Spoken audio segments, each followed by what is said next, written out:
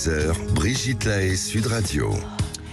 Bonjour à tous, nous sommes ensemble durant ces 2 heures sur Sud Radio. Est-ce que nous serions tous bisexuels ?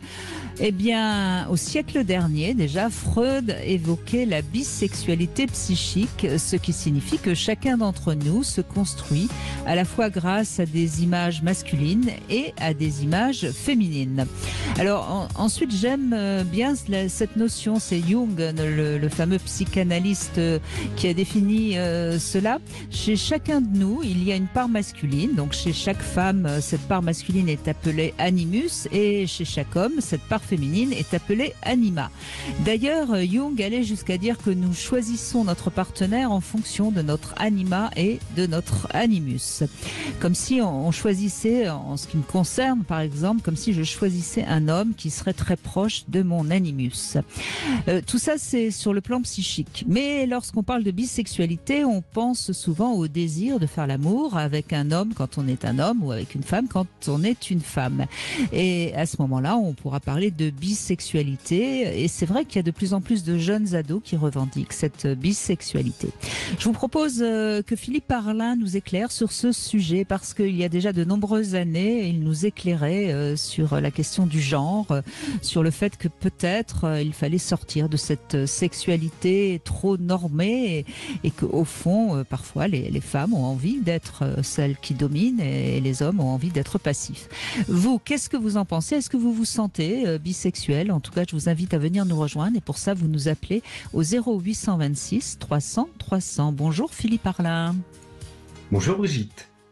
Vous êtes sexothérapeute, vous recevez évidemment beaucoup de patients sur tous les sujets, mais vous aviez écrit un livre un peu en avance sur le sujet d'ailleurs, et peut-être que vous vous attendiez pas à ce que 5-6 ans plus tard, on parle autant de bisexualité. Alors ce livre, vous pouvez nous rappeler son titre Alors c'est sexuellement incorrect, le sexe n'a pas de genre. Donc l'idée était effectivement de montrer à quel point on pouvait être enfermé dans des rôles en tant qu'homme, dans notre sexualité, en tant que femme, dans notre sexualité, et du coup dans des rôles mais aussi dans des orientations. Et que aujourd'hui, comme vous le dites, de plus en plus de jeunes, parce que ça touche avant tout les jeunes, interrogent, remettent en cause, ils vont jusqu'à remettre en cause leur genre, hein, la question de la transidentité est de plus en plus présente, mais sur le sujet qui nous intéresse, ils vont questionner, y compris l'orientation sexuelle, ils vont même souvent aller plus loin que bisexuels, ils vont se définir comme pansexuels ou en gros étant ouverts à avoir une sexualité avec toute personne avec qui ils vont tomber en amour, pour reprendre l'expression canadienne. Et je trouve qu'il y a quelque chose d'intéressant et on va essayer, j'espère à travers les témoignages et puis ensemble, de voir quelle part on peut avoir de cette bisexualité. Est-ce qu'on l'a tous ? Est-ce que c'est une revendication presque politique d'une nouvelle génération ? De quoi ça parle ? Moi, je trouve le sujet très intéressant. J'ai tendance à penser qu'on n'est quand même pas tous bisexuels, ou en tout cas, on n'a pas tous accès, si cette bisexualité psychique existe, on n'y a pas tous accès. Donc, je tiens à rassurer les auditeurs qui ne commencent pas trop à s'inquiéter. Ce dont il est question là, ça peut être quelque chose de l'ordre de la psyché et pas de l'ordre du passage à l'acte, de la pratique. Donc dans les faits, on le verra, les gens s'assument plus facilement bisexuels, mais ça ne concerne pas tout le monde. Oui, je pense qu'on fait déjà bien la différence tous les deux, Philippe Parlin, entre le fait qu'on se construit en tant qu'être humain à la fois avec des images maternelles et paternelles, avec des images masculines et féminines, ce qui veut dire que c'est de ça dont parle finalement le psychanalyste, de cette psyché, si je puis dire, c'est-à-dire qu'on est à la fois un peu construit... On est une psyché hermaphrodite. Oui, enfin, toujours est-il que, bien sûr, qu'on peut avoir des comportements parfois très, très, très féminins en tant que femme ou très en tant qu'homme, pardon, et très masculins en tant que femme. Bon, ça c'est une chose, et je pense que personne n'y échappe, puisque de toute façon, dans notre vie, on fréquente des hommes et des femmes, donc c'est normal qu'on puisse être influencé par les uns et par les autres. En revanche, si on parle d'orientation sexuelle, je pense que là, il faut pas non plus, il faut pas tout mélanger. C'est-à-dire, je ne pense pas, en effet, comme vous, que 90% des gens sont attirés et par les hommes et par les femmes. Je pense que les chiffres sont là de toute façon, même si chez les jeunes, et c'est ça qui est intéressant d'ailleurs, c'est que les jeunes finalement se prétendent pas bisexuels, mais ont envie de rester ouverts à l'idée que peut-être un jour ils peuvent être attirés par quelqu'un de leur sexe. Non, c'est ça finalement. Ils l'interrogent. Ils l'interrogent, c'est vraiment ça. Ils concluent pas, ils interrogent. Oui, pour mieux avoir le choix si jamais ça se présentait en quelque sorte. Ou en tout cas, peut-être aussi pour se dire, avant de dire je suis hétérosexuel ou je suis homosexuel, je me donne le droit de voir si effectivement j'ai ou je n'ai pas d'attirance pour l'autre sexe. Un peu comme une vérité qui s'affirmerait pas sur le papier, mais qu'on serait permis d'expérimenter. Et puis par curiosité, l'envie de se dire, moi j'ai envie de voir ce que ça fait, de coucher avec un homme, voilà. Et puis souvent, ça s'arrête à 1 ou 2 expériences, et la conclusion est que c'est pas leur truc, mais c'est vécu de manière extrêmement détendue. Et ça, c'est quand même très très nouveau, parce que je pense que ça fait une dizaine d'années à peu près qu'on entend les jeunes parler de leur bisexualité, ou en tout cas de leur ouverture à la bisexualité. Oui, je crois qu'il y a quelques années, il ne nous serait jamais venu par curiosité l'idée d'aller voir ce qu'on en pense, ce que ça fait. On était très content de ne pas ressentir de pulsion homosexuelle et on n'allait absolument pas expérimenter ou voir s'il y avait un aspect homosexuel en nous ou quelque chose qui aurait pu nous plaire dans un rapport homosexuel. Parce qu'on va voir, il y a plusieurs nuances aussi dans la bisexualité. De quoi on parle, là aussi, il y a des nuances à introduire. Et alors ces nuances, on va pouvoir les introduire, le terme est bien choisi, mais évidemment ça va dépendre des témoignages qu'on va entendre, et c'est grâce à vous justement qu'on va pouvoir avancer ensemble, parce que quoi de mieux que des témoignages pour comprendre ce qui se joue, si c'est uniquement une attirance sexuelle, si c'est de l'amour pour quelqu'un d'autre. Et puis je crois, ça on le sait, Philippe Arlin, c'est pas parce que à un moment donné on a des expériences homosexuelles qu'on est définitivement homosexuel. C'est pas non plus parce que depuis 20 ans on est uniquement avec quelqu'un de l'autre sexe qu'on est définitivement hétérosexuel. Ça bouge aussi au fil de notre vie, tout ça. Alors, ça bouge. Là, et effectivement, il y a quelques années, on va dire 20 ans en arrière, ça a bougé souvent autour de 40-50 ans. C'est-à-dire, on avait une première vie, et après, on se donnait le droit de vivre la deuxième, dans ce cas-là, pour prendre nos exemples, avec un autre sexe que celui avec lequel on avait vécu jusqu'à présent. Aujourd'hui, on expérimente plus jeune, donc ce choix va se faire plus tôt. Mais effectivement, un choix de vie ne dit rien, ne parle pas de toute la vie, encore une fois, comme une seule expérience avec un autre sexe ne nous définit pas dans cette nouvelle expérience. C'est très important de savoir relativiser et d'apporter des nuances. En tout cas, si vous vous questionnez, si vous avez envie de réponse, c'est le moment ou jamais de nous appeler sur Sud Radio 0826 300 300. On fait une petite pause et on se retrouve tout de suite. Les auditeurs Brigitte Lahaie, Sud Radio. C'est la question qu'on se pose avec Philippe Arlin, sexothérapeute. Serions-nous tous bisexuels? C'est Alex qui commence avec nous. Bonjour Alex. Bonjour Brigitte, bonjour Philippe. Bonjour Alex. Alors effectivement, la bisexualité, c'est un sujet très intéressant. Personnellement, je ne suis pas bisexuel, mais peut-être que dans un autre monde, une Terre 2, avec effectivement tout ce qui a été dit en introduction de l'émission, peut-être que je pourrais me laisser aller à la bisexualité. Oui, qu'est-ce qui vous tenterait? Disons que c'est surtout qu'aujourd'hui, donc je suis également libertin. Je suis pas du tout attiré par les hommes, je fantasme pas du tout sur les hommes, donc dans mon monde aujourd'hui, il n'y a rien qui me pousserait vers la bisexualité. Maintenant, peut-être, je sais pas, un événement dans la vie, autre chose, un changement de vie radical, comme ça a été évoqué, peut-être que les choses seraient différentes. Après, comme je dis, il faut jamais dire jamais. Mais voilà, aujourd'hui, je suis pas du tout attiré, mais dans le libertinage, je vois plein de bisexualité, voilà. Alors, tout le monde Justement, Alex, dans le milieu libertin, on voit beaucoup de bisexualité féminine, c'est-à-dire qu'on voit beaucoup de femmes ensemble. On voit très peu d'hommes encore aujourd'hui, me semble-t-il. Alors, je pense effectivement, après, il y a plusieurs types de soirées. Après, moi, j'ai jamais assisté à une soirée où je voyais des hommes qui jouaient ensemble. Après, je pense que ça pourrait peut-être même choquer certains libertins de voir ça.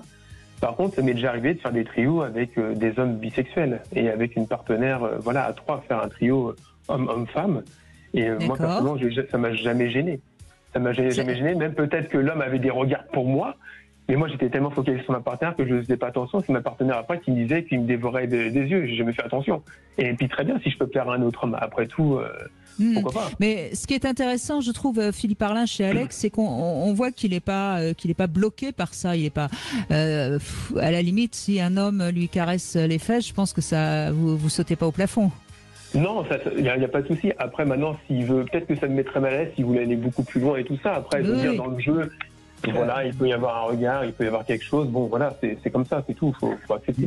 Mais là, Alex, on est sur une notion de consentement, ce qui est tout à fait normal. C'est-à-dire que y a un moment, si l'autre essaye de vous impliquer dans quelque chose dont vous n'avez pas envie, c'est normal de pas être à l'aise avec ça. Tout à mais fait, effectivement, absolument. je vous sens complètement OK. Voilà, il peut se passer des choses, mais je veux juste revenir 2 secondes sur ce que souligne Brigitte et malheureusement, effectivement, ça reste encore vrai. Il y a un espèce de code autour de la soi-disant bisexualité féminine, ou en tout cas une bisexualité qui arrangerait bien les hommes, puisque ça nous plaît de voir des femmes entre elles et que c'est un peu quelque chose qu'on retrouve beaucoup en milieu échangiste. Et visiblement, ça les dérange un peu plus de voir de l'homosexualité masculine. C'est-à-dire que là, les regards ne sont pas encore tout à fait à égalité. Et je pense que tout ça, c'est extrêmement important parce que je pense qu'il va falloir qu'on discute aujourd'hui de est-ce qu'on n'aurait pas tendance à penser les femmes plus facilement bisexuelles que les hommes ? En tout cas, c'est ce qu'on pense aujourd'hui. Est-ce que c'est une réalité ? Est-ce que c'est inné, acquis ? Tout ça, ça reste... Alex, oui, allez-y, justement, donnez votre avis. Bon, alors, j'ai 2 exemples pour justement, confirmer ce que vous dites. C'est que généralement, c'est vrai que dans des soirées, on va voir des femmes qui vont commencer ensemble. C'est plus souvent des femmes qui commencent entre elles plutôt que même un homme et une femme. Parce que voilà, il y a plus de liberté, la femme est la reine dans le libertinage, donc on voit ça. Et là, par exemple, voilà, c'était le premier truc. Et le deuxième truc, c'est par exemple, on était avec ma compagne à une soirée samedi, et on a vu, voilà, j'ai une femme qui a joué avec une autre femme, etc., qui a même joué avec ma compagne. Mais à la fin, on a appris qu'elle était hétéro. Mais sauf qu'elle n'est pas bisexuelle, mais quand il y a une femme qui dégage quelque chose comme ma compagne a dégagé et autres, et ben elle a été bisexuelle, et pas juste passive, bisexuelle active.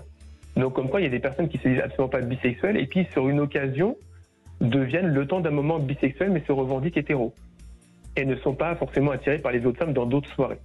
Donc ça, c'est assez fréquent dans le libertinage. Par contre, version masculine, ça va pas forcément arriver. En tout cas, pas dans le type de soirée dans lequel on va, où il y a un homme qui va se déclarer bisexuel et le temps d'une soirée, je n'ai jamais vu ça pour l'instant. Et le deuxième exemple... Pardon, allez-y.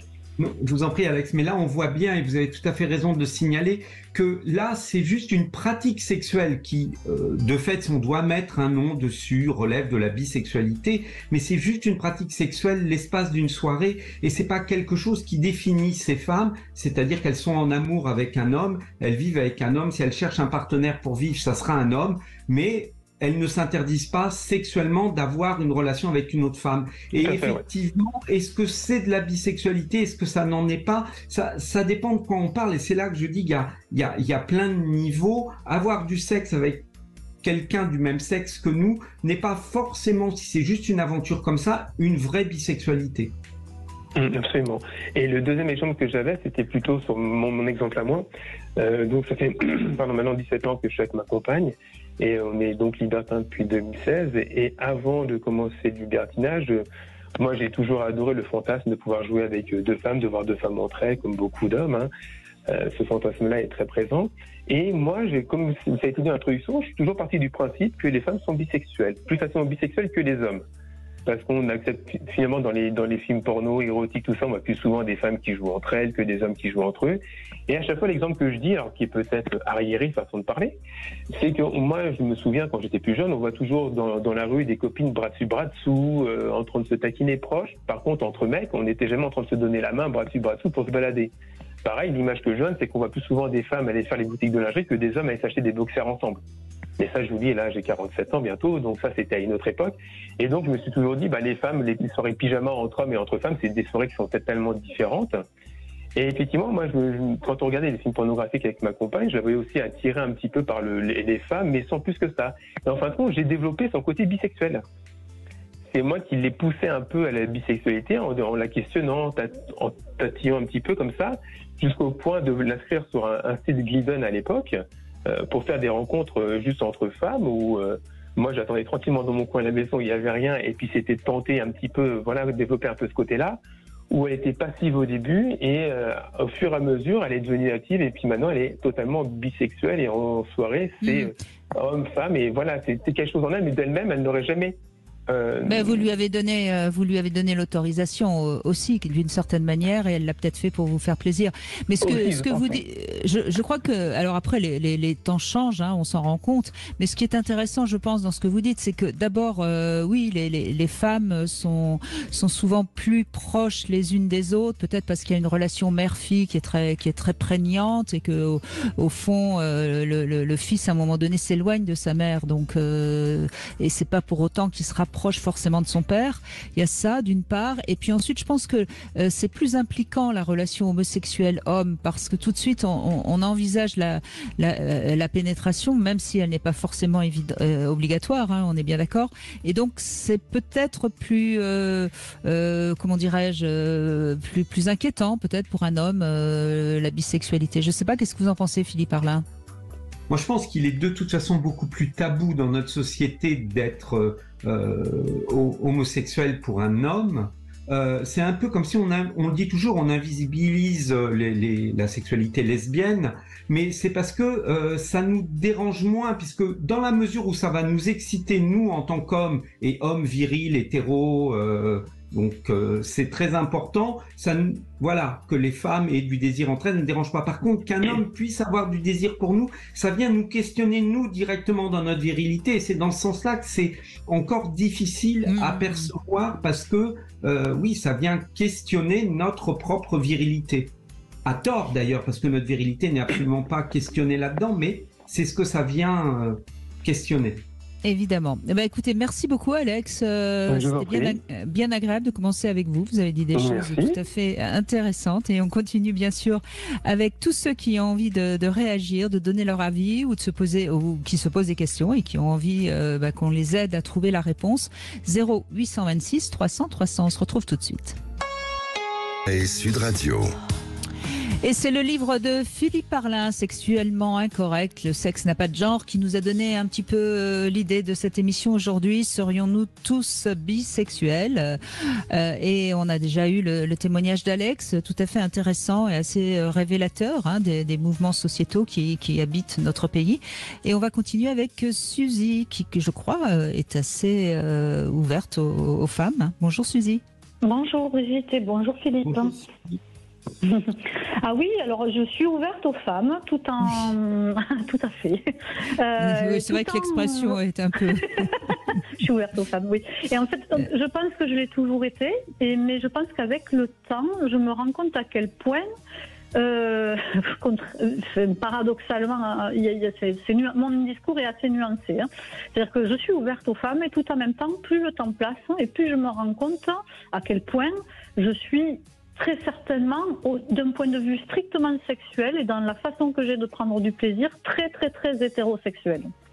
Mais cela dit, je je n'aurais rien contre le fait d'être. Enfin, je pense que mon cœur ne choisirait pas. Si un jour je suis persuadée que je peux tomber amoureuse d'une femme, voilà. Vous restez ouverte, vous n'êtes pas fermée au fait d'aimer une femme. Voilà, exactement. Ouais. Mais plus le temps passe et plus je vieillis et plus je me connais, plus je me rends compte qu'il me faut un sexe d'homme pour pouvoir jouir, quoi. Voilà. Alors ça c'est intéressant parce que vous dites un sexe d'homme pour pouvoir jouir, mais est-ce que quand vous êtes par exemple caressé par une femme, vous trouvez que c'est moins bien, ou est-ce que c'est juste parce que elles n'ont pas de pénis évidemment? Alors ce qui se passe, c'est que j'ai déjà été touchée, mais pas sexuellement, enfin un toucher sensible et sensuel, mais pas sexuel par des femmes, et je n'ai pas un truc à l'intérieur de moi qui me dit « Ah, ça me dégoûte », pas du tout. J'ai jamais eu ça et je pense que je l'aurai jamais. Par contre, ce qui se passe, c'est que personne n'est jamais arrivé à me faire jouir juste avec des doigts ou même avec la langue. En fait, le seul autre être humain, à part moi-même, qui est capable de me faire jouir, c'est un être humain qui est doté d'un sexe, d'homme. Voilà, d'un phallus, quoi. Oui. Qu'est-ce que vous voulez dire à Suzy, Philippe Arlin? C'est intéressant son témoignage parce qu'on sent qu'elle, là encore, elle est libre. Oui, il y a une vraie liberté et malgré tout, il y a la dépendance à cet outil masculin pour arriver à l'ultime point du plaisir. Et je trouve que ça serait intéressant de réfléchir qu'est-ce qu'il y a derrière, parce que je pense, comme on le sait, hein, notre plaisir, il est lié aussi à nos représentations, et je pense qu'il y a quelque chose qui ne lâche quelque part qu'en présence du masculin représenté à travers son pénis. Qu'est-ce que vous en pensez? Je sais pas si c'est... vous me dites qu'il y a quelque chose qui lâche. Non, mais l'orgasme, c'est un lâcher-prise. Hein. Mais mon homme, par exemple, n'est jamais arrivé à me faire jouir en utilisant ses doigts ou sa langue. J'ai l'impression que chez moi, c'est quelque chose de mécanique. C'est-à-dire qu'en fait, le fait d'avoir à l'intérieur de moi un sexe masculin, le fait d'avoir une pression sur mon clitoris, le fait, alors que l'homme soit au-dessus ou que je sois au-dessus, mais que mon clitoris et mon vagin soient en même temps stimulés, c'est ce qui va me permettre d'aboutir à l'orgasme. Mais pas dans n'importe quelle position. Un homme, s'il est derrière moi et que mon clitoris n'est pas stimulé, je n'aboutirai jamais à un orgasme. D'où que, je pense qu'une femme... parce qu'elle n'est pas outillée, comme vous dites. Oui, mais imaginons, Suzy, la question de Philippe, je vais la préciser. Imaginons qu'une femme porte un god ceinture et qu'elle vous prenne et qu'elle vous fasse l'amour dans la position que vous affectionnez particulièrement. Est-ce que vous pensez que vous arriveriez à jouir, ou la représentation, le fait que ce soit une femme et que ce ne soit pas un vrai pénis, de toute façon ne vous permettrait pas d'atteindre l'orgasme? En fait, c'est un peu ça votre question, Philippe, hein? Oui, c'est exactement ça. Moi, j'allais penser à un sextoy sans penser à god ceinture, mais ça revient au même. Si on met un sextoy dans la même position que le pénis de votre compagnon, si on met la même pression sur votre clitoris, est-ce que vous allez atteindre le plaisir? Oui, je pense. Et du coup, ça n'est pas lié au fait que ce soit un homme et une femme, du coup, oui. Oui, vous voyez, c'est là où... C'est ça qui est important. Alors évidemment, c'est plus simple de prendre un homme, hein, je suis d'accord, hein, au moins. Ça va plus vite. Oui. Mais pratique, ça vibre moins, mais c'est mieux.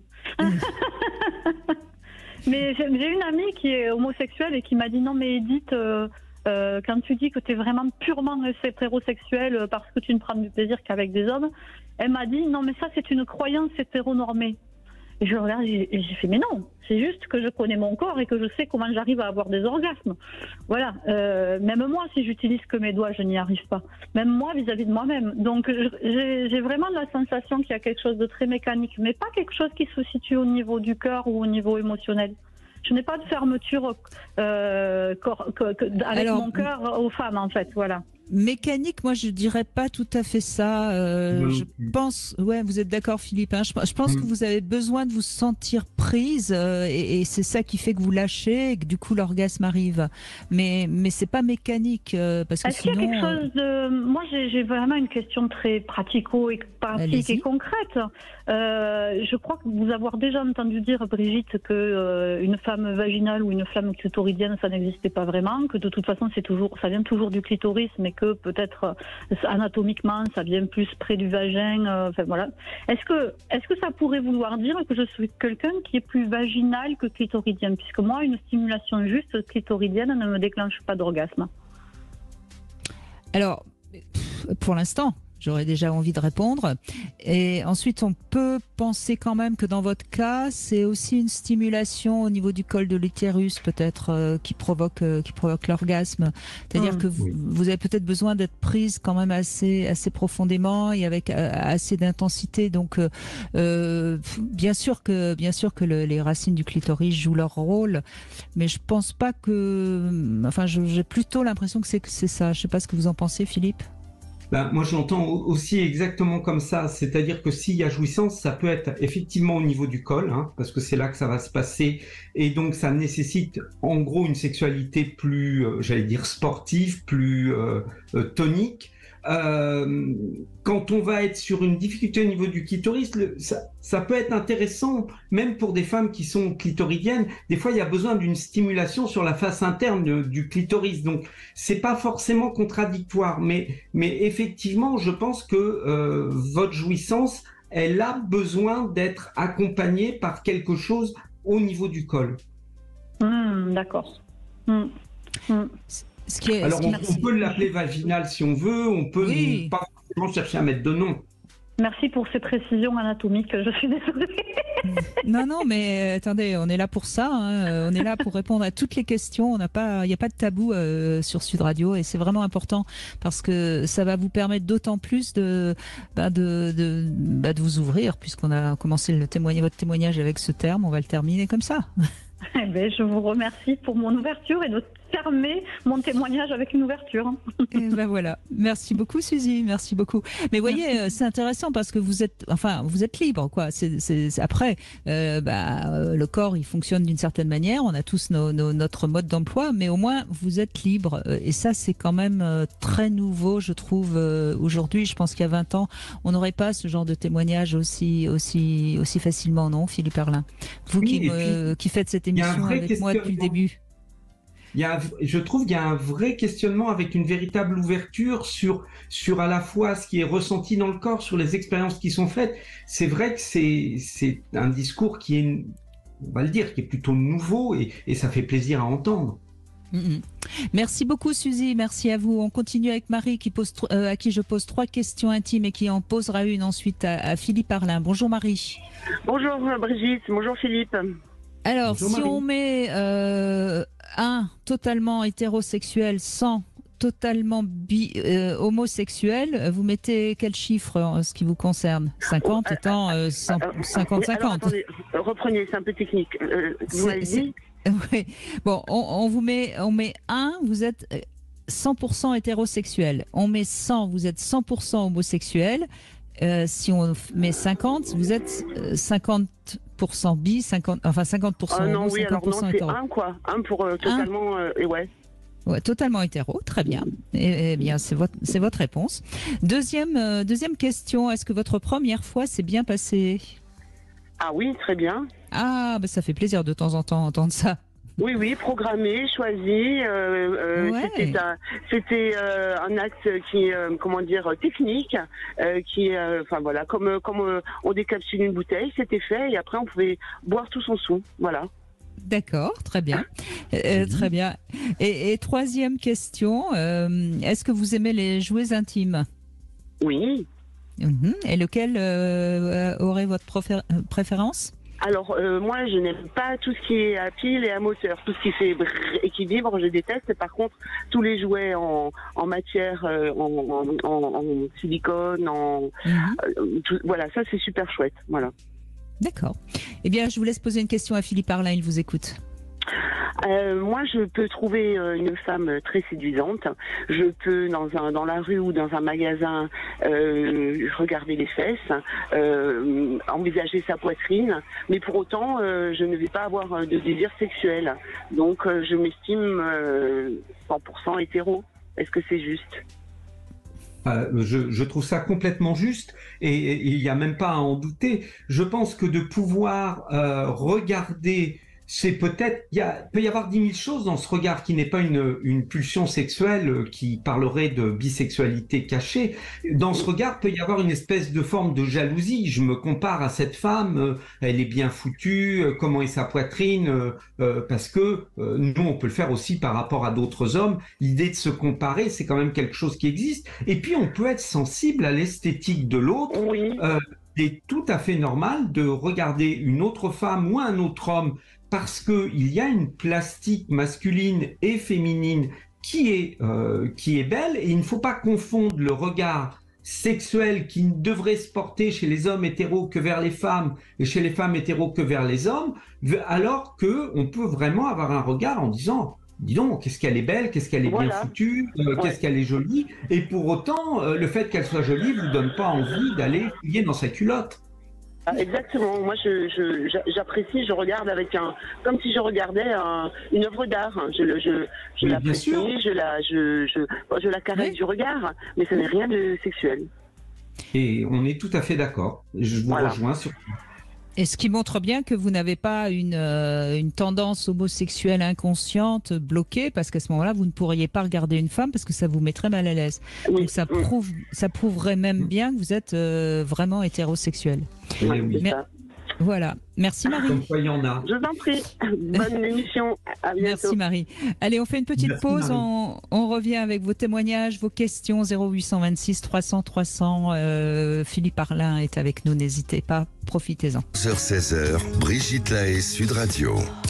Eh bien, c'est avec vous qu'on se pose la question de la bisexualité. Nous avons bien vu, déjà, tout le monde n'est pas bisexuel. Merci Marie de ce témoignage, d'autant que on voit bien que Marie n'a pas de problème. Elle est tout à fait à l'aise avec le fait de regarder d'autres femmes. Philippe Arlin est avec nous, sexothérapeute, et on retrouve Sacha maintenant. Bonjour Sacha. Bonjour Brigitte, bonjour Philippe. J'ai répondu à cet appel parce que la question était, je trouvais très intéressante, parce que, à vrai dire, je me suis toujours demandé ce que ça signifiait au jour d'aujourd'hui. C'est-à-dire qu'avant, quand j'avais une trentaine d'années, pour moi c'était exclusif. Enfin, il y avait un rapport aux femmes très très fort, très peut-être voilà, un peu exclusif, qui déterminait cette bisexualité. Aujourd'hui, je trouve que c'est pas évident. Tout dépend de ce qu'on entend dans le terme bisexualité. Alors moi, je me suis jamais au déparrage intéressée aux femmes et plutôt voilà très dans les hommes. Donc pour moi c'était très identifié, mais il y a eu une période où j'étais avec mon conjoint, on était un petit peu, on cherchait à vivre des expériences, etc. Donc on s'est un petit peu dévergondé, un petit peu voilà, on a un petit peu dépassé nos zones de confort.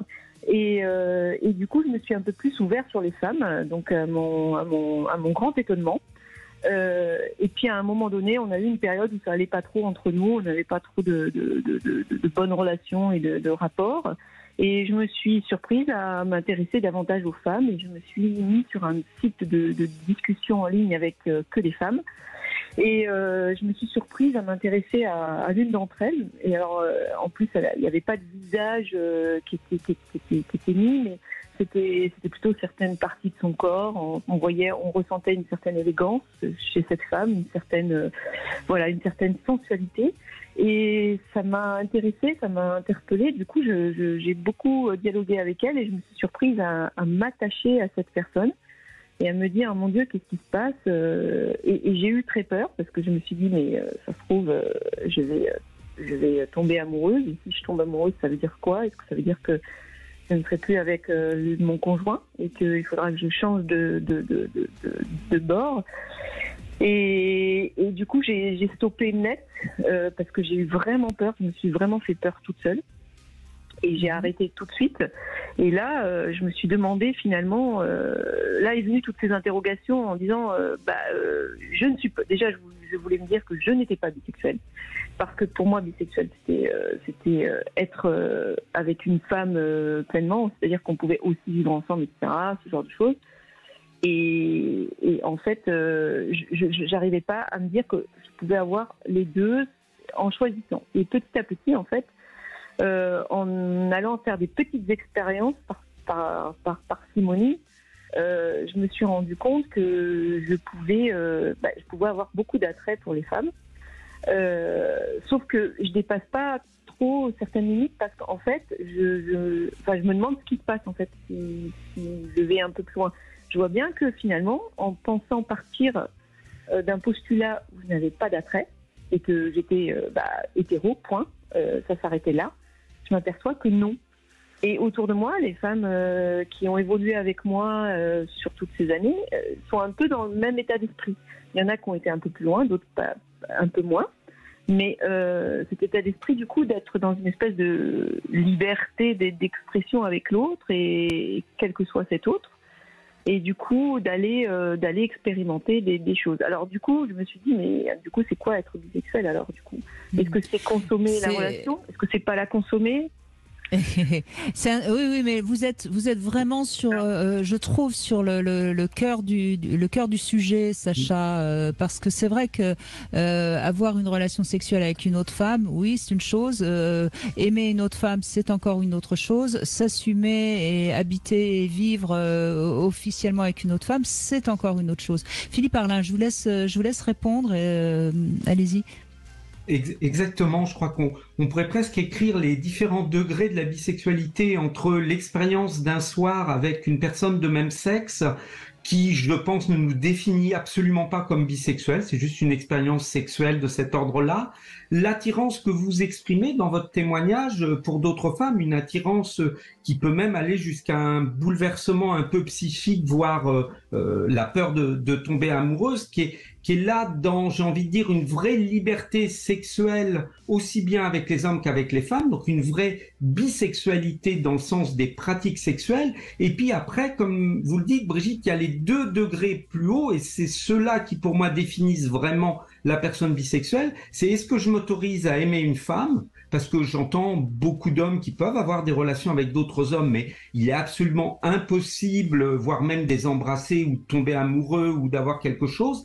Et l'étape ultime, c'est est-ce que je me reconnais donc aux yeux de la société en affirmant et en m'affirmant dans un couple avec quelqu'un du même sexe que moi, et en me disant que mais si je tombe amoureux d'un homme, eh ben je serai de nouveau dans une relation hétéro. C'est être en couple avec quelqu'un, c'est vraiment l'ultime étape. Et j'entends aussi beaucoup de gens qui sont homosexuels, mais qui ne peuvent être en couple qu'avec une personne de sexe opposé, mais jamais, par exemple, comme ça serait votre cas, jamais avec une femme.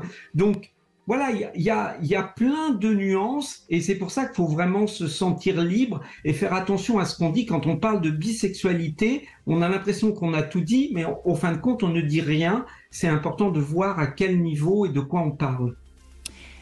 Et voyez, Sacha, dans votre cas, je pense que le questionnement qu'il faut que vous fassiez, c'est qu'est-ce qui me dérangerait si je tombais amoureuse d'une femme, parce que c'est quand même de perdre l'homme.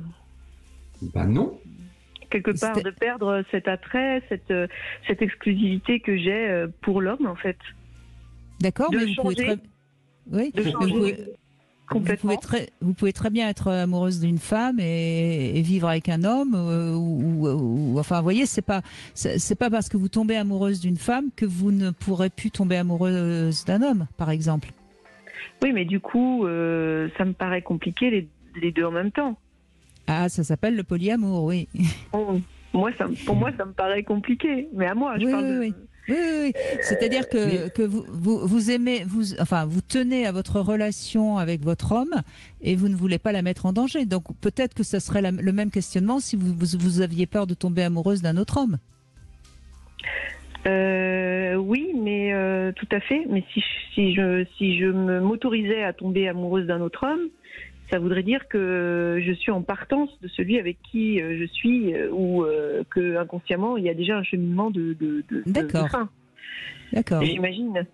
Sauf que aujourd'hui, par exemple, comment ? Est-ce qu'il n'y a pas une peur, si vous acceptiez de tomber amoureuse de cette femme, de devenir homosexuel, pas bisexuel, mais du coup homosexuel, et de perdre jusqu'à vos pulsions hétéro ? Il y a quelque chose de cet ordre-là, oui. Et en même temps, je ne sais plus qui c'est qui me disait ça, et j'avais trouvé ça assez pertinent. Quelqu'un qui me disait, mais tu sais, en fait, homme ou femme, de toute façon, on est fait pour être, de pouvoir aller l'un vers l'autre, quoi. C'est pas exclu dans nos gènes, quoi, quelque part. Ça se déclenche ou pas par rapport à l'éducation et tout un tas de choses, mais on est disponible soit à ce polyamour ou à cette bisexualité, quoi. Alors, oui, mais vous savez, je crois, Sacha, qu'on peut en effet réfréner le sentiment amoureux quand on sent qu'il commence à prendre racine. Donc c'est peut-être aussi ce que vous avez fait quand vous avez senti que vous risquiez de tomber amoureuse de cette femme. Vous avez coupé court. Et ça, c'est ce qu'on fait souvent quand on est en couple et qu'on n'a pas envie de mettre son couple en danger. Il vaut mieux en effet couper court plutôt que de laisser les sentiments s'envahir, parce qu'une fois qu'ils sont là, on est un petit peu victime de ces sentiments, si je puis dire. Écoutez, restez avec nous, Sacha, et on va revenir sur votre sujet, parce que je crois que c'est important de voir si justement s'assumer maritalement, si je puis dire, avec le même sexe, est-ce que c'est réellement rentré dans les mœurs ? J'en suis pas si sûre. Et puis je vous propose une devinette. Le sexe, c'est comme l'air qu'on respire. Philippe Arlin, le temps des infos pour me trouver la réponse. Les auditeurs de Sœur, Brigitte Lahaie, Sud Radio. Et nous revenons sur la question de la bisexualité avec Philippe Arlin, auteur de Sexuellement incorrect, le sexe n'a pas de genre. C'était un livre où vous montriez justement à quel point on était encore formaté par l'hétérosexualité. On voit que ça a beaucoup bougé finalement en une dizaine d'années. Et on va continuer bien sûr avec Sacha, avec Magali aussi qui vient de nous appeler. Et puis les hommes aussi, si vous avez tendance de temps en temps à être avec un autre homme, venez témoigner aussi. Il n'y a pas que les femmes qui peuvent être bisexuelles. Mais d'abord, je voudrais la réponse à ma devinette. Philippe Arlin, pourquoi le sexe, c'est comme l'air qu'on respire ? Si on n'en a pas, on meurt. Oui, c'est un peu ça. En fait, ça semble pas toujours si important. L'air, il est là, on n'y fait pas attention. Mais c'est vrai qu'on se rend compte qu'il y en a plus. Je veux dire, c'est quand on se rend compte qu'il n'y en a plus qu'on se rend compte que c'est important. Et peut-être que c'est un peu pareil pour le sexe, en effet. Bon, voilà, je m'en suis sortie. Alors, Sacha, je voulais juste te dire une chose. Il me semble comme ça dans votre témoignage. Moi, c'est un petit peu ce que j'en ai retenu, c'est que finalement, ce qui vous va bien avec les femmes, c'est que ça vous autorise un peu de fantaisie sexuelle sans avoir le sentiment de perdre votre homme ou de le tromper. Et finalement, c'est peut-être un petit, comment dirais-je, un compromis que vous avez trouvé avec vous-même. Est-ce que ça, il y aurait un peu de ça ? Je voulais ajouter autre chose, c'est que quand on rentre dans notre vie d'indépendant adulte, on est on est formaté et on a ses propres barrières, et donc on évolue comme ça. À partir du moment où on fait sauter certains verrous et qu'on s'autorise certaines choses, c'est du coup le démarrage d'un processus. Alors là, quand j'ai arrêté ce sentiment qui me prenait avec cette personne que je ne connaissais pas, que je n'ai même jamais vue, cet interdit en fait que je me suis mise, je me suis rendu compte que j'ai voulu quand même évoluer dans ce domaine avec d'autres femmes, ce que j'ai fait, mais au jour d'aujourd'hui, je me rends compte qu'il y a un sentiment de frustration, il y a quelque chose qui n'est pas abouti, donc le processus, une fois qu'il est en route, il continue son cheminement. Moi, j'ai l'impression d'avoir ouvert la boîte de Pandore et de me dire, maintenant, il va falloir se confronter un peu à soi-même, et donc, il va falloir continuer ce cheminement. Et pour moi, en tout cas pour ma part, il est hors de question de remettre les garde-fous qui étaient avant, mais plutôt d'avancer avec, parce que du coup, l'être humain, je pense qu'il est, il est en devenir tout le temps, dans quelque chose qui évolue. Donc, tant qu'il se met des barrières, ça peut durer toute la vie, mais à partir du moment où on fait autrement, du coup, on a lancé quelque chose. Et on peut pas, après, je pense qu'on peut pas tout contrôler. Une fois qu'on a lancé des choses, il y a quelque chose qui est plus fort, qui domine. Moi, j'ai souvent envie de retourner plus proche des femmes, très très souvent en fait. Donc, je suis dans ce paradoxe. Mais Sacha, tout à l'heure, quand vous disiez que vous aviez peur de tomber amoureux, je pense que c'est un cas très précis. C'est-à-dire que si quand on découvre sa bisexualité, on s'autorise à vivre avec quelqu'un du même sexe que nous, c'est pas une bisexualité qu'on affirme au monde, c'est une homosexualité. Oui. Et ce message-là, il est de toute façon très difficile à faire passer. C'est-à-dire qu'il y a un moment où il y aurait plus que vous qui savez que vous êtes bisexuel, le monde va vous regarder comme une lesbienne. Et ça, c'est lourd. Et pour un homme, c'est encore lourd aussi, puisqu'il va être vu comme un homosexuel homme et que il y a toujours cette vision, et il faudra qu'on en parle. Il y a aussi beaucoup dans les communautés homosexuelles refusent la bisexualité puisqu'ils disent que ce sont des homos qui ne s'assument pas. Donc il y a vraiment une difficulté à garder et à pouvoir affirmer dans le monde actuel le fait d'être libre d'aimer d'un côté ou de l'autre. Oui, tout à fait. Tout à fait. Et moi, là, j'assume parfaitement l'envie d'y retourner, sauf que je vais pas provoquer ou je vais laisser faire en fait, parce que je suis pas dans cette démarche pour le moment, parce que certainement que le désir n'est pas assez fort. Mais c'est vraiment un processus. Je sais pas ce qui va se passer par la suite, quoi. Mais je prends quand même le risque. En fait, je vais quand même vers là. Bah oui, faites-vous confiance, Sacha. Je crois que vous êtes assez capable d'élaborer ce qui vous arrive. Faites-vous confiance. Moi, je pense que vous saurez avancer comme bon vous semble, je crois. Mais c'est vrai que le poids des diktats sociaux est pas évident. Oui, mais vous savez, c'est le prix de la liberté. Il est parfois cher à payer. Oui, il est cher, exactement.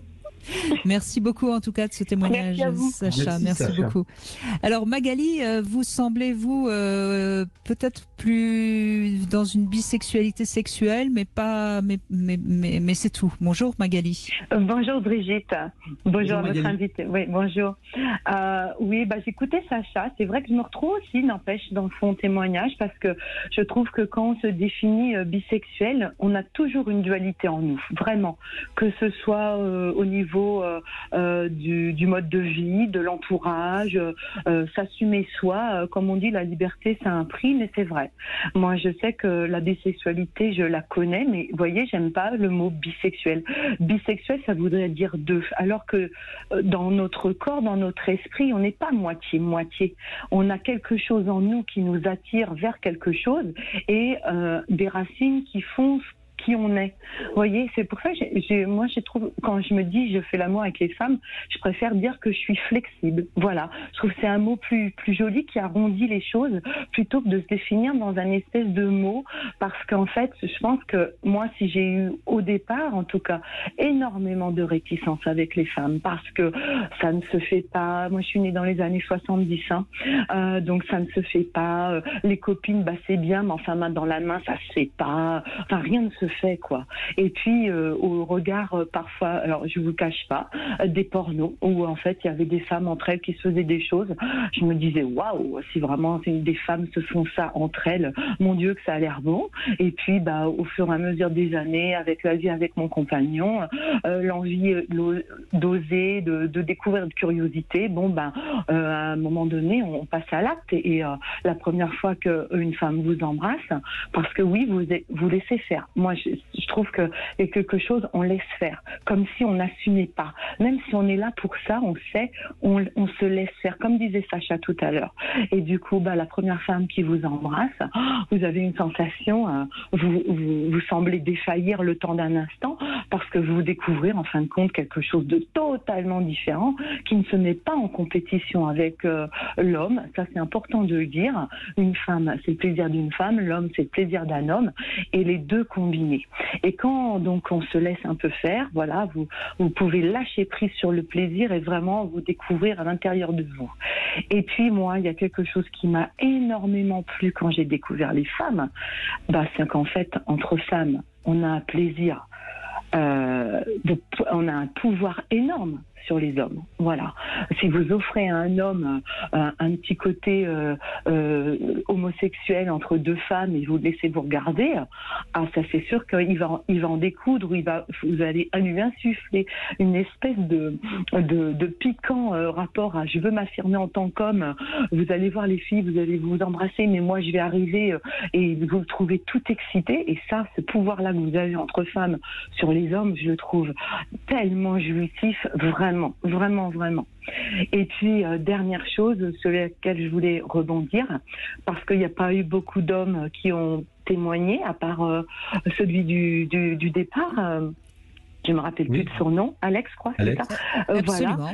Et il disait qu'il se laissait tenter, et j'aurais aimé lui demander, voilà, moi j'ai eu la chance de pouvoir faire l'amour avec des femmes homosexuelles, des hommes homosexuels, et de partager avec un homme homosexuel des expériences avec un autre homme qui lui-même était bi, en fait. Et donc, en fait, ce que je voulais lancer aux hommes, parce que moi j'adore, ça m'excite énormément aussi de voir deux hommes qui s'embrassent, qui se lèchent, qui se caressent, que à aucun moment, quand je les vois jouer entre eux, ils ne perdent leur côté masculin. Au contraire, je trouve que deux hommes s'embrassent ou sont des papouilles, il y a une espèce de masculinité affirmée et de virilité très très forte qui fait que oui, je peux aimer les garçons, mais voilà, j'aime aussi les femmes, et que ça renforce ce côté-là, et que les hommes, ils ont tendance à pas vouloir aller vers d'autres hommes parce qu'ils auraient l'impression que leur virilité pourrait être remise en cause. Et quand on voit les hommes qui sont assez sexués, combien ils aiment les plaisirs anaux, je me dis, voilà, il y a une espèce de frontière qu'ils ne veulent pas le franchir, et pourtant qui existe. Alors moi, je vous dis, les garçons, franchissez le pas, parce que je vous trouverai encore plus viril. Ça, c'est sûr. Bon, en tout cas, ce qui est joli, c'est votre terme flexible. Hein. Moi, je l'aime beaucoup. Oui. Je sais pas, Philippe, c'est très joli. Moi, dès qu'on sort des définitions, des cadres qui enferment, je trouve toujours ça formidable. Moi, j'aurais plutôt tendance à vouloir parler de sexuel que de bi, homo, hétéro, voilà. Et donc flexible, c'est un mot magnifique. C'est l'adaptabilité. C'est une vraie forme d'intelligence en plus. Et je suis tout à fait d'accord avec ce que vous dites aux hommes. Il est très beau votre message, et je pense que effectivement sur le chemin de l'exploration de la bisexualité, les hommes sont plus freinés que les femmes. Ils auraient peur d'y perdre quelque chose, une virilité. Et merci de leur renvoyer qu'ils n'en seraient pas moins virils et désirables. Très joli témoignage. Merci Magali de votre sincérité. Et puis, écoutez, je crois qu'on n'a rien à vous apprendre. Hein. Vous êtes tout à fait à l'aise avec votre flexibilité. Petite pause, Philippe Arlin. Peut-être que les hommes vont témoigner justement au 0826 300 300. On les attend en tout cas. Les auditeurs de Sud Radio, 16h, Brigitte Lahaie, Sud Radio. L'homosexualité, la bisexualité, l'hétérosexualité, choisissez votre camp. En tout cas, c'est Philippe Arlin qui est avec nous, qui en parle. Vous êtes sexothérapeute et c'est un sujet que vous maîtrisez parfaitement bien. C'est pourquoi on en parle avec vous. Bonjour Léa. Bonjour Brigitte, bonjour Philippe. Bonjour Léa. Merci de me recevoir sur votre antenne. Et merci à vous de témoigner. Donc vous avez eu des expériences avec deux hommes, mais jamais avec une femme, même si ça vous arrive de vous faire draguer par des femmes? Oui, absolument, oui. Ça m'est arrivé 2 ou 3 fois. Une fois quand j'étais plus jeune, j'avais la trentaine. Et puis récemment, là, moi j'ai la cinquantaine. Alors, ça fait drôle parce que je ne suis pas spécialement attirée par des femmes. Moi, je suis hétéro jusqu'à présent. Et quand j'ai ces expériences, oui, ça me fait drôle. Alors que des fois, quand j'ai réfléchi, je me dis que je ne suis pas totalement fermée à la question. Alors, il se trouve que les personnes qui étaient attirées par moi ne m'attiraient pas moi. Donc je n'y suis pas allée, mais à la réflexion, ouais, je me dis pourquoi pas quoi. Ce serait vraiment une expérience. Moi, je verrais ça, oui, comme une découverte quelconque. Comme disait tout à l'heure Magali à propos des hommes, eux ont un a priori et sont certainement un peu frustrés de se toucher entre hommes ou autres. Parce qu'on pense tout de suite à l'homosexualité, mais dans les pratiques hétérosexuelles aussi, il y a des jeux et des pratiques, oui, comme les toucher anneaux ou autres caresses qui ne sont pas propres qu'aux hétéros ou qu'aux homos, quoi. Oui, attention, parce qu'il ne faut pas mélanger la pratique et l'orientation. Un homme qui se fait pénétrer par une femme n'a rien d'homosexuel. On reste là, en effet, dans l'hétéro. Je crois que c'est important, Philippe, de rappeler ça. Oui, je crois que nos pratiques, entre le fait d'avoir un anus et d'aimer qu'il y ait des choses qui passent par là, ne veut pas dire que parce que on a ce plaisir-là, on a besoin que ce soit un homme qui nous donne du plaisir. Donc, le fait de prendre du plaisir au niveau anal ne parle ni de bisexualité, ni d'homosexualité. Il parle juste d'une zone de plaisir au niveau de notre corps, comme une femme, et on l'a vu tout à l'heure, va être plus clitoridienne, plus au niveau du col, peu importe. Peu importe ce qu'on aime, c'est quelque chose sur notre corps. L'orientation sexuelle, c'est avec qui on a envie de partager ce plaisir. D'accord. Alors, moi, avec qui j'ai envie de partager ce plaisir, a priori, c'est avec un homme, mais pourquoi pas avec une femme voilà, si un jour j'en ressens... Oui, si une femme qui vous plaît vous drague, finalement, vous laisserez peut-être faire, Léa, c'est ça?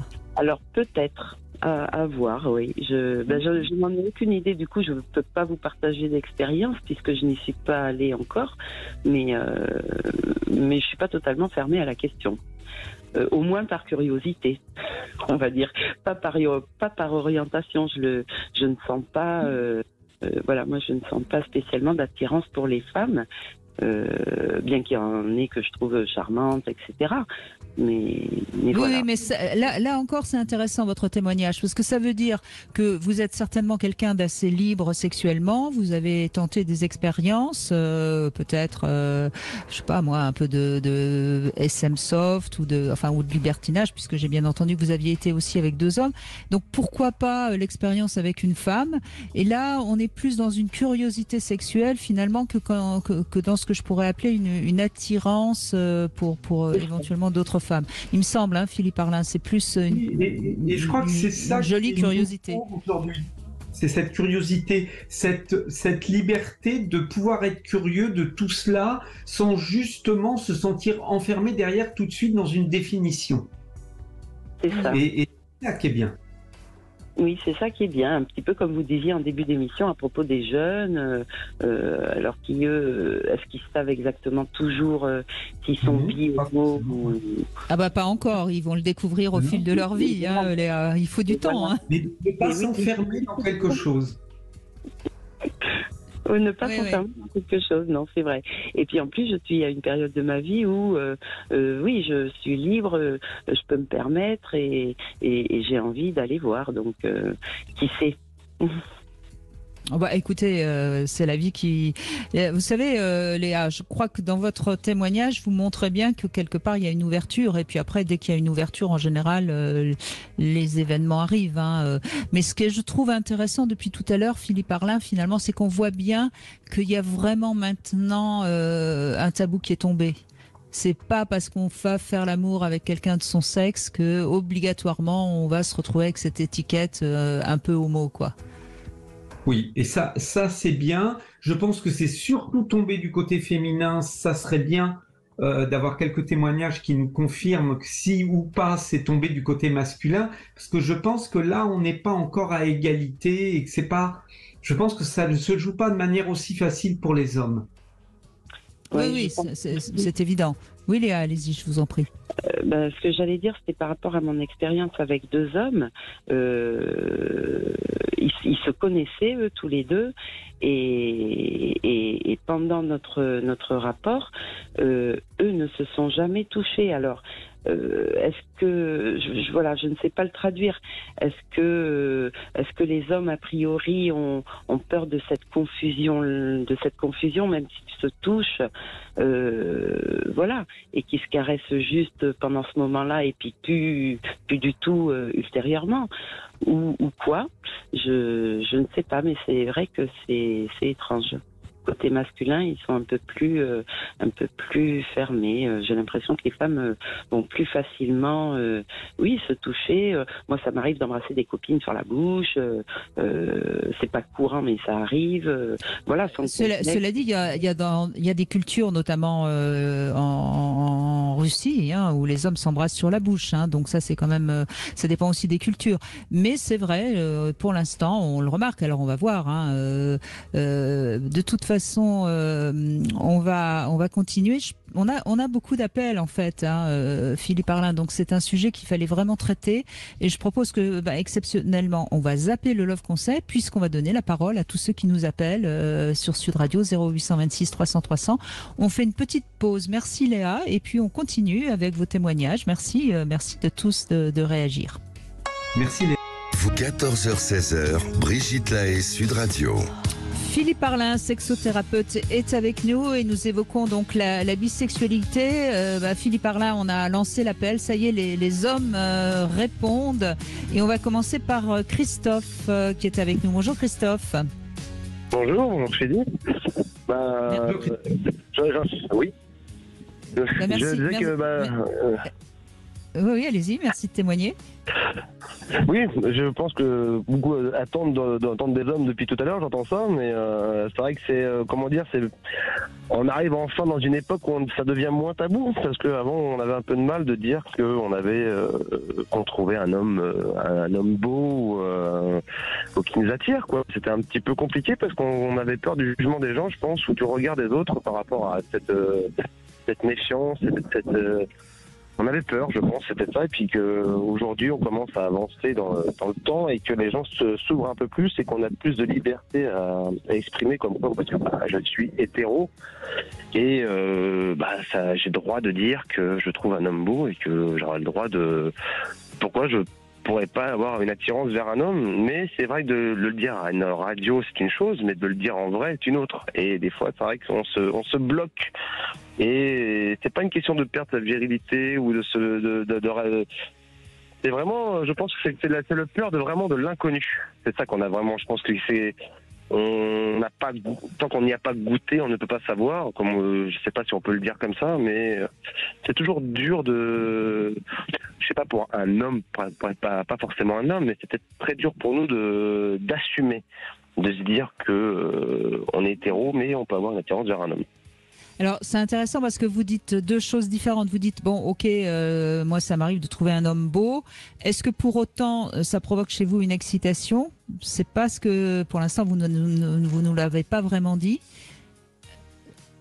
Je sais pas. Je sais pas si c'est une excitation, avoir une attirance envers un homme et avoir l'excitation. Est-ce que qu'on peut mettre les mêmes choses dans le même contexte ? Je pense pas. Je sais pas. C'est-à-dire que on peut. Marie tout à l'heure nous disait bien qu'elle trouvait des femmes jolies, qu'elle avait plaisir à les regarder, mais pour autant, ça ne provoquait chez elle aucune excitation, aucun désir. Et c'est pourquoi je vous demande si vous, quand vous regardez un homme, vous le trouvez beau, est-ce que quelque part vous pourriez être un peu tenté ? C'est ça la question. Et ensuite, alors être tenté, oui. Être tenté, oui. Alors donc là, on peut en effet se poser la question d'une attirance, oui, bien sûr, tout à fait. Et là, et ce que j'ai trouvé très très amusant, excusez-moi hein, Christophe, mais c'est vrai que c'est vraiment ce que j'ai envie de dire, très amusant que vous étiez, enfin, que ça vous semblait quelque chose, éventuellement, s'il y avait une sexualité avec un homme, ça vous semble, comment dirais-je, presque inimaginable, tellement ça serait loin d'une sexualité avec une femme, vous voyez, alors qu'en fait, c'est peut-être pas si éloigné que ça quand même. Parce qu'on nous a, je pense que c'est ce qu'on appelle l'éducation. Après, je sais pas je parle de certaines générations qu'on nous a toujours mis en tête qu'un homme et une femme c'est ensemble et que quand c'était un homme, deux femmes ou deux hommes, c'était un petit peu l'interdit. C'était une chose qui était prohibée. Mais je parle de ça il y a une certaine époque. Hein. Je sais de pas, je stigmatise pas non plus quoi. Mais c'est tellement. Pardon, excusez-moi. Les femmes qui ont témoigné, elles, semblent avoir eu beaucoup moins cette difficulté que vous en tant qu'homme. C'est-à-dire que c'est intéressant d'entendre que cet argument qui est tout à fait juste, hein, que vous ramenez en disant c'est pas simple, donc on marche vers l'inconnu, semble beaucoup plus poser problème aux hommes. Ça semble être beaucoup plus un inconnu pour les hommes que pour les femmes. Et moi, je pense que Brigitte avait mis le doigt dessus tout à l'heure quand nous, les hommes, fondamentalement, dans notre sexualité, on est vers la pénétration. On peut dire tout ce qu'on veut, on peut dire qu'un rapport sexuel, c'est sans pénétration, mais malgré tout, on a envie d'utiliser notre pénis. Donc, si on va vers un homme qui en a un aussi, forcément, ça vient interroger ce qui va se passer soit derrière moi, soit derrière lui, et je crois que c'est ça qui nous met profondément mal à l'aise quand on est un homme et qu'on interroge une éventuelle pulsion vers un autre homme sur comment ça pourrait se passer. On a l'impression que tout de suite, on a les fesses qui sont mises en jeu, quoi. Et je l'exprime exprès avec humour, mais je pense qu'il y a vraiment quelque chose de ce côté-là qui est on va faire quoi? C'est lui ou c'est moi? Exemple, mais c'est pas mal ce que vous me dites, mais je suis assez ouvert d'esprit et dans tout le domaine qui peut exister. J'en ai parlé à ma conjointe et ça me tenterait par exemple qu'elle me pénètre, par exemple. Et c'est un jeu qui pourrait m'intéresser, par exemple. C'est pas le fait le niveau de. Je trouve qu'au niveau de sexualité, on a le droit d'être ouvert à tout et ça, c'est un truc que j'ai envie de découvrir avec elle. Alors, pas forcément avec un homme, mais j'aurais pu aussi le découvrir avec un homme il y a bien longtemps. Mais c'est pas un truc qui m'aurait. Je sais pas. C'est pas que ça m'a répugne ou autre. C'est soit j'ai pas eu l'occasion, soit j'aurais pas franchi le pas. Excusez-moi. Mais j'aurais peut-être pas franchi le pas. Voilà, tout simplement. Oui, mais la question de la pénétration anale chez l'homme, c'est une question aussi qui est en train de s'ouvrir, comme vous l'avez très justement dit, Christophe. On avait fait une émission, je crois, avec vous d'ailleurs, Philippe Arlin, sur le point H, et on avait eu énormément d'appels. C'est vrai que c'est un tabou qui tombe aussi. Et vous avez raison, Christophe, c'est une nouvelle expérience. Mais même le tabou de l'homosexualité, c'est de tombe aussi, hein, je trouve, hein, pour moi. Ça devient les gens, les homosexuels de tout genre, peu importe, hein, que ce soit bi, etc., ou d'autres termes qu'on peut donner pour d'autres façons d'aimer une femme ou un homme, ou d'aimer plusieurs femmes ou plusieurs hommes, on devient de plus en plus ouvert, et c'est plus agréable pour eux, parce que quand même, pendant des années, on avait quand même mis un doigt méchant sur les personnes qui étaient homosexuelles, et aujourd'hui, on va dire qu'ils sortent. On les avait mis quand même dans une case, et je trouvais ça dommage parce que c'est des êtres humains comme nous tous, et ils ont le droit d'aimer qui ils ont envie et de faire ce qu'ils ont envie, quoi. Je trouve ça, et c'est ça qui est un peu dur. Et aujourd'hui, on commence à s'avancer, et je pense que les esprits s'ouvrent. D'autres se bloquent toujours et qui resteront bloqués, mais je trouve qu'on s'ouvre plus à la découverte de ce qu'on pourrait découvrir avec notre corps, avec un homme ou avec une femme, quoi. Et ça, je trouve ça joli aujourd'hui. En tout cas, vous semblez en effet libre. Christophe, vous avez quel âge ? 39. D'accord. Donc oui, on voit bien. Hein, non, mais c'est important parce que je pense que c'est les personnes qui ont moins de 60 ans et s'ouvrent, se sont ouvertes. Et puis évidemment aujourd'hui les très jeunes, ceux qui arrivent, si je puis dire, sur le terrain, qui ont 15-16 ans aujourd'hui, évidemment sont encore plus ouvert. Donc on voit bien quand même, quoi qu'on en dise, même si de temps en temps on entend des courants qui veulent refermer tout ça, franchement, Philippe Arlin, votre livre, vous l'aviez sorti en quelle année?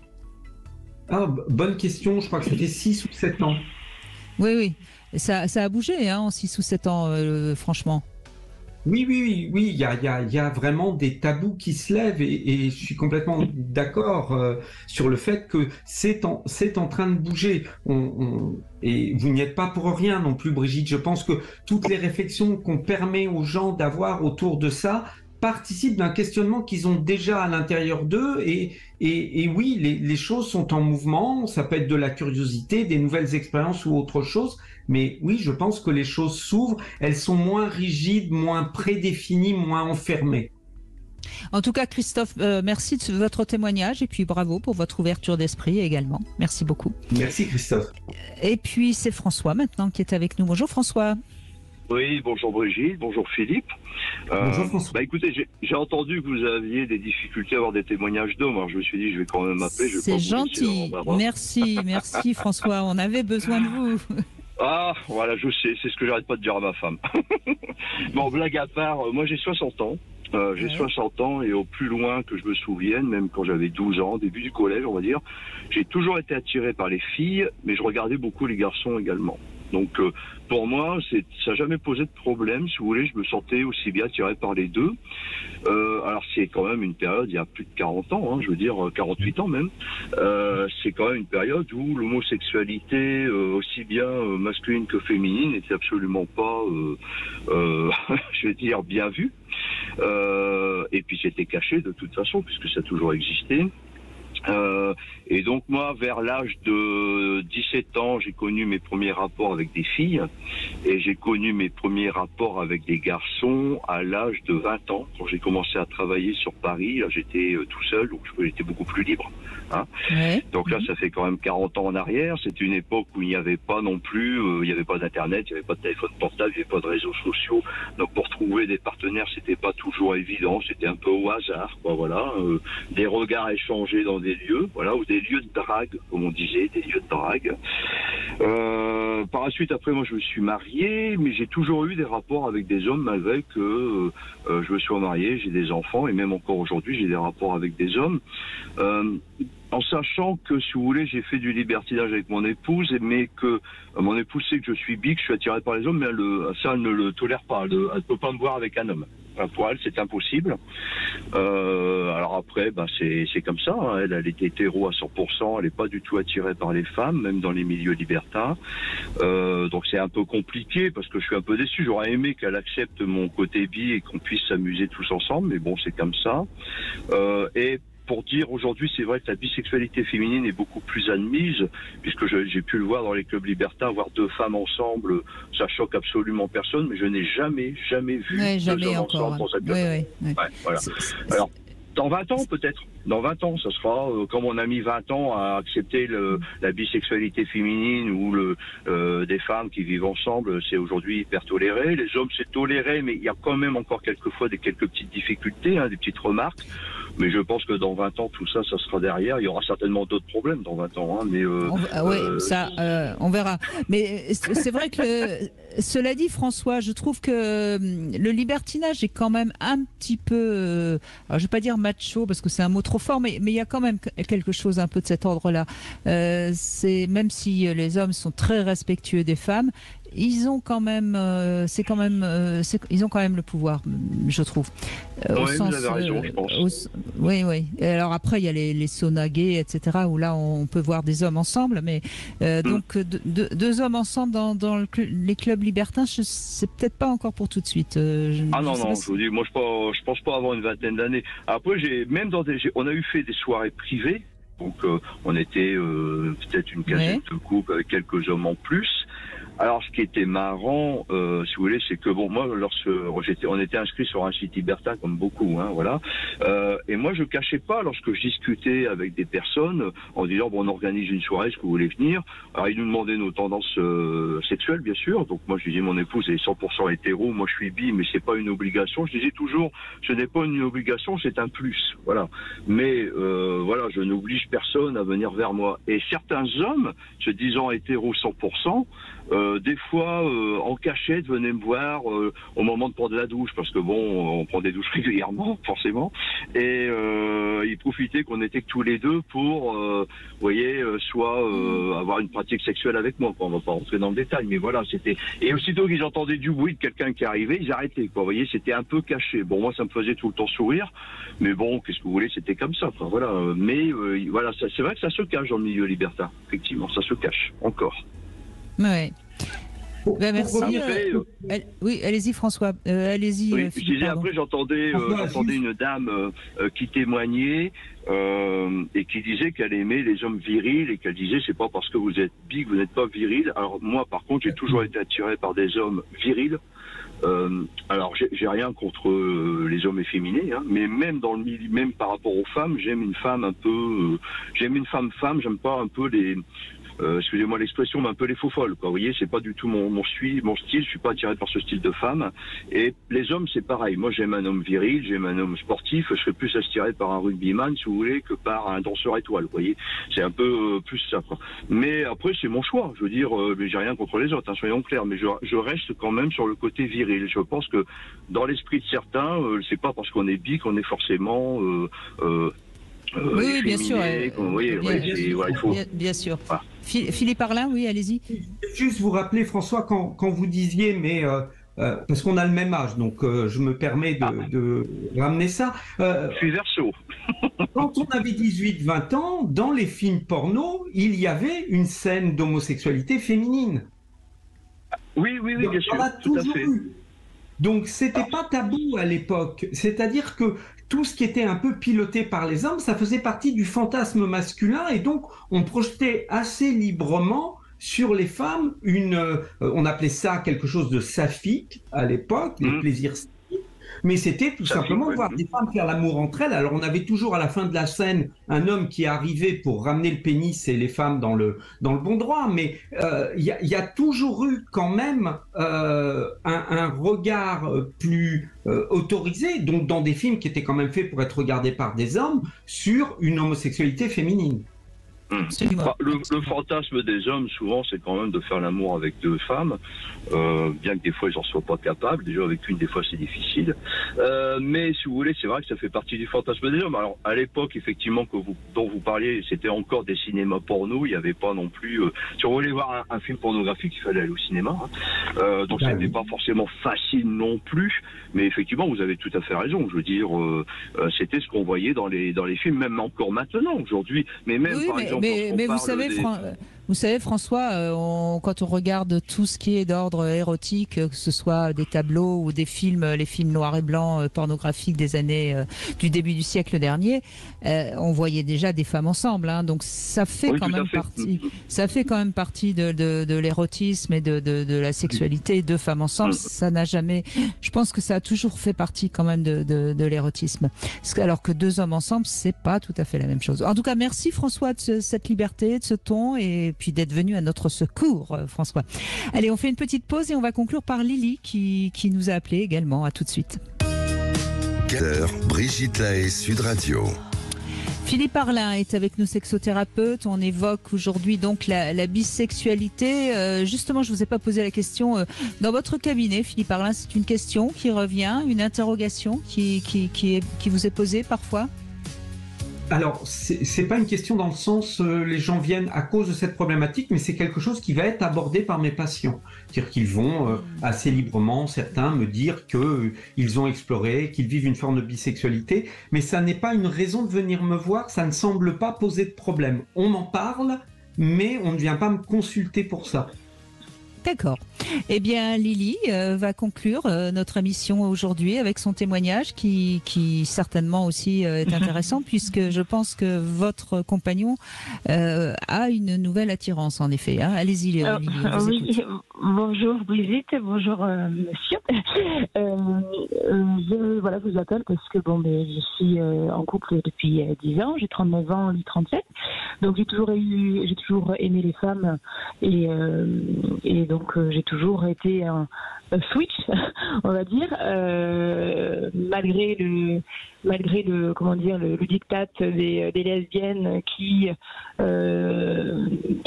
pointent du doigt les bisexuels en disant qu'on est un petit peu instable, qu'on ne sait pas choisir. Voilà, donc j'ai toujours été. Et du coup, mon conjoint a découvert une attirance envers les transsexuels. Du coup, c'est quand même assez déstabilisant pour moi. J'aurais peut-être préféré que ce soit un homme ou une femme. Là, du coup, je me dois en fait de le laisser explorer, parce que lui, il a toujours. Alors, accepté. c'est un transgenre ou une transgenre? Une très très belle transgenre, voilà, pour qui il a eu après une attirance. Donc c'est un homme qui est devenu femme, hein, c'est bien ça? Oui. Et qui est très belle en plus. Très belle. Ouais. Et alors, ce qui vous met un tout petit peu mal à l'aise, et ça se comprend, hein, je vous rassure tout de suite, Lily, ça se comprend tout à fait, c'est parce que quelque part, ce serait une femme, ça vous dérangerait moins, c'est ça? Même un homme. Même un homme. D'accord. Si, il se découvrait, il explorait ce côté-là, sauf que là, c'est particulier pour moi parce que c'est comme si j'avais... je sais pas quoi accepter en fait, et parce que je pense que lui-même ne sait pas, c'est tabou, il n'assume pas. Pour autant, je lui exprime que il a le droit, quoi qu'il arrive, d'explorer, que ce soit un homme, une femme, une autre femme ou une transsexuelle. Donc j'ai ce discours-là avec lui. Mais je ne sais pas du coup si c'est de la bisexualité, si c'est de l'homosexualité, c'est particulier quand même. Donc voilà, je ne sais pas, peut-être que vous pouvez m'éclairer. Voilà, l'attirance vers les trans. Apparemment, il y a énormément d'hommes hétéros qui vont voir des trans sans pour autant... Alors, je vais poser une question très précise, Lily. Cette femme, puisque c'est en apparence une femme, elle a encore son pénis ou pas? Oui, toujours. D'accord, oui. Et elle est dominante. C'est important parce que là, évidemment, c'est pas tout à fait la même chose, hein, Philippe. Ouais. C'est pas tout à fait la même chose, mais à y regarder plus près, pour lui, il est malgré tout avec une femme. On voit aujourd'hui, on observe, il y a des études qui sont en train d'être publiées sur ça. Dans le cas inverse d'hommes trans, c'est-à-dire de femmes qui sont devenues des hommes trans, bien souvent il n'y a pas d'opération et le sexe féminin reste tel qu'il est. Eh bien, ces hommes trans vont attirer beaucoup d'hommes homosexuels. Et donc, on voit bien que avant tout, le sexe, alors que c'est lui qui détermine normalement notre genre et notre biologie, va avoir peu d'importance dans la notion d'attirance. Ces hommes trans vont attirer des hommes qui ont l'impression de faire l'amour avec un homme. Alors, il se trouve que le sexe en bas n'est pas le même, mais quand on interroge aussi des hommes qui vont faire l'amour avec de très belles femmes trans qui ont encore leur sexe, ils parlent d'une espèce d'exotisme, mais ils ont l'impression d'être avec une femme, une très belle femme, et peut-être que c'est une manière un peu détournée de pouvoir indirectement jouer avec un pénis tout en sauvant les apparences d'être avec une femme. En tout cas, je pense pas qu'on puisse mettre dessus une étiquette attirance bisexuelle, attirance homo. Non, bien sûr. Il n'y a que lui qui sait ce qui va l'attirer là-dedans. Oui, moi, il m'a dit que c'était un fantasme. Il a le droit de fantasmer. Le sexe de l'homme en train de se masturber, ça peut être aussi visuellement excitant. Donc, il n'y a pas de raison que ce ne soit pas excitant pour un homme aussi. Mais voilà, donc, alors, moi, je pense qu'il y a deux choses que j'ai envie de vous dire, Lily. La première, c'est que c'est normal que ce soit troublant, voire dérangeant pour vous, parce que tout d'un coup, vous êtes face à une femme, mais qui quand même a ce pénis. Et on sait très bien que dans notre inconscient féminin, quelque part, avoir un pénis, ça peut nous faire fantasmer, ça peut nous donner envie envie, etc. Et puis, je crois qu'il faut aussi savoir, et ça va peut-être vous aider à comprendre l'attirance que votre compagnon a pour cet homme, enfin pour cette femme, pardon. Je vais me faire assassiner par les trans.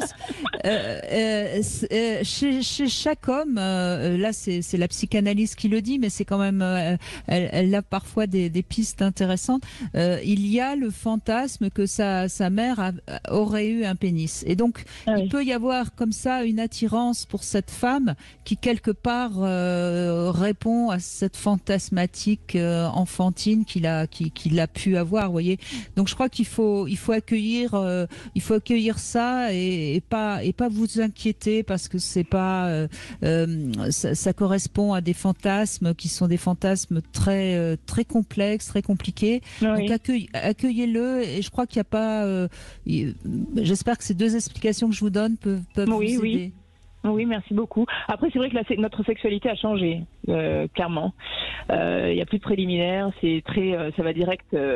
Donc pour moi, c'est encore une fois, c'est significatif de quelque chose. Vous voyez, donc bon, si encore il y a la sexualité n'avait pas changé. Bon, on se désire toujours, il me désire toujours, mais le corps de la femme n'est plus touché pareil, quoi.